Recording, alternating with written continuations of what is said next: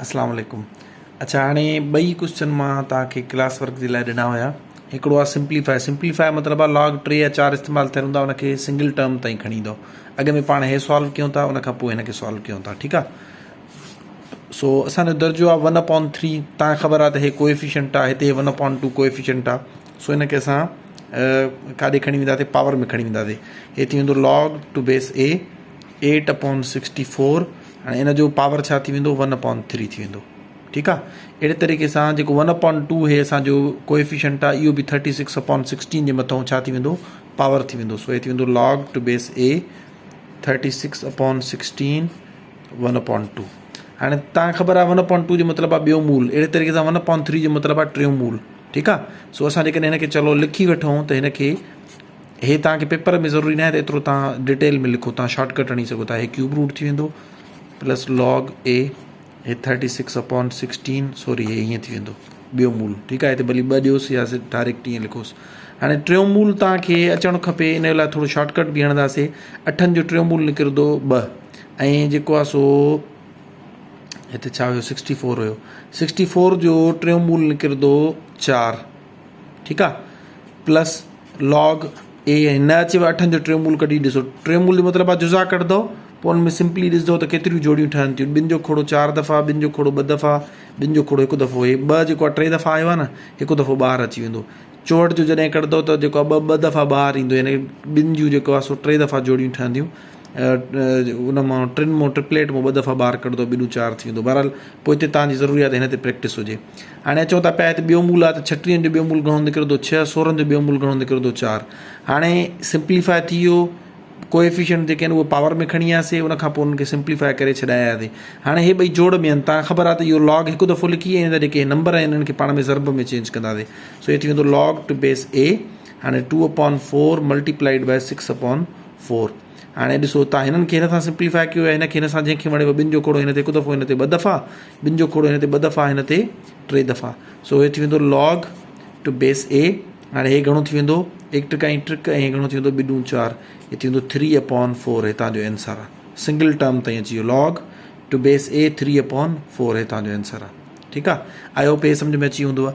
हाणे हिन ते अचूं था पिया त हिन में तव्हां ॾिसी सघो था पिया त जेको 3 आहे, एक्स जेको आहे उहो 3 जे मथां पावर आहे, ऐं ज़ेड जे मथां 4/5 पावर आहे, ठीकु आहे। हाणे इन्हनि खे असां सिंप्लीफाई कंदासीं। अच्छा, वीडियो पास करे मां हिते हे दर्जो लिखी वरितो आहे, हे सिंगल टर्म ताईं आहे, हिनखे एक्सप्रेस करिणो आहे। हाणे हिन में असांखे छा करिणो आहे, असां ॾिसंदासीं हिन में 2 वेरिएबल यूज़ थियल आहिनि, हिकिड़ो एक्स ऐं ॿियो ज़ेड। इहे ॿई पाण में छा में आहिनि, ज़रब में आहिनि। ज़ाहिरी ॻाल्हि आहे ज़रब छा में कन्वर्ट थी वेंदी आहे, जोड़ में। सो असां लॉग अलॻि अलॻि लिखंदासीं। लॉग टू बेस ए हिकिड़ो एक्स जो, ऐं ॿियो वरी प्लस ॾेई करे, हाणे ज़रबा न चेंज करे वेंदासीं, log to base A Z जे मथां पावर 5। आई होप तव्हांखे हे सम्झ में अची वेंदो। हे ॿई ज़रब में हुया। हाणे हिते कुझु स्टूडेंट सवाल इहो कंदा या सोचींदा, सर हूअं त असां जेको पावर हूंदो हुयो उहो हेॾे खणी वेंदासीं, उहो पावर कोएफिशिएंट में खणी वेंदो आहे जेको होल पावर हुजे, यानी कि ईअं सम्झो त हे ॿई लॉक थियल हूंदा न, अॻ में हिनखे अनलॉक कंदासीं। जेकॾहिं हीअं हुजे हा न त असां अॻ में हे सॉल्व न कयूं आहे, अॻ में हिनखे हेॾे खणी वञूं आहे, उनखां पोइ हिननि खे जेको आहे सो अलॻि कयूं आहे। पर हाणे छो जो करे जेको पावर आहे उहो एक्स जे मथां अलॻि आहे, ज़ेड जे मथां अलॻि आहे, ठीकु आहे। सो सवाल इहो पैदा थींदो त हिन ॾे कोएफिशिएंट में 3 खणी वञो या 4 खणी वञो। सो असां पहिरियों हिननि खे अलॻि कंदासीं, यानी हिनखे हिन जो लॉग अलॻि, एक्स जो जेतिरा वेरिएबल हूंदा ओतिरा लॉग अलॻि थींदा, ऐं ज़ेड जो अलॻि, छो जो 2 वेरिएबल इस्तेमालु थियल आहिनि, 2 लॉग ईंदा। लेकिन हिते वाई बि हुजे हा त वाई जो लॉग अलॻि ठहे हा, ठीकु आहे। जेतिरा वेरिएबल ओतिरा लॉग ईंदा। हाणे ॾिसो 2 वेरिएबल आहिनि त 2 लॉग आहिनि, कहिड़ा कहिड़ा आहिनि, एक्स ऐं ज़ेड। हिते असांजा 2 लॉग अची विया, एक्स जो अलॻि, ज़ेड जो अलॻि। हाणे छो जो करे हे ॿई पाण में ज़रब थियल हुया, हाणे हिननि खे असां जोड़ में खणी आयासीं, ठीकु थी वियो। हाणे असांखे हाणे जेको हिन जो पावर आहे न, इहो हेॾे खणी ईंदासीं, यानी कि थी वेंदो 3 लॉग बेस ए एक्स। हाणे जेको पावर हुयो कोएफिशिएंट में अची वियो। अहिड़े तरीक़े सां 4/5 log to base A Z, ठीकु आहे। हाणे इहो असांजो जवाबु आहे। इन खां अॻिते वधीक सिंप्लीफाई न थींदो, छाजे करे हे प्लस में ऑलरेडी आयल आहे। असांखे रिवर्स प्रोसेस करिणो हूंदो आहे, ज़रब वारे खे जोड़ में बदिलाईंदा आहियूं। हे जोड़ में अची वियो, एक्सप्रेस फॉर्म में अची वियो। हे असांखे चयल हुयो एक्सप्रेस दिस लॉग, हाणे एक्सप्रेस फॉर्म में अची वियो। जेकॾहिं हिनखे रिवर्स करिणो हुजे त पोइ असां छा कंदासीं, हिनखे वापसि हिते खणी वेंदासीं। हे थी वेंदो लॉग हिन जे मथां 3 plus log base A Z जे मथां 4/5। हाणे वरी असां चवंदासीं छो जो करे हे ॿई जोड़ में आहिनि न, हिनखे हिकु दफ़ो लिखी करे ज़रब में आहिनि त सॉरी जोड़ में आहिनि त हिनखे ज़रब में खणी ईंदासीं। लॉग एक्स दरमियान ज़ेड हाणे एक्स जो पावर घणो आहे 3, ज़ेड जो पावर छा आहे 4/5।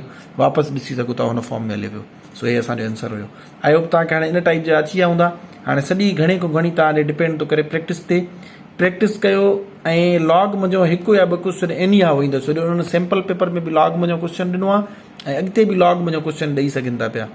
यानी कि हिकु या ॿ क्वेश्चन एनी हाउ ईंदा। इंपॉर्टेंट बि आहे, थोरो ट्रिकी बि हूंदो आहे, इन करे हिन मुंहिंजो लाज़मी ॾींदो। सो हिन ते जेकी बि पाण पोइ हिते प्रैक्टिस करे आया आहियूं, साइंटिफिक नोटेशन, जोड़, कट, वंड, ज़रब, सो हिननि जी प्रैक्टिस कयो। Thank you so much.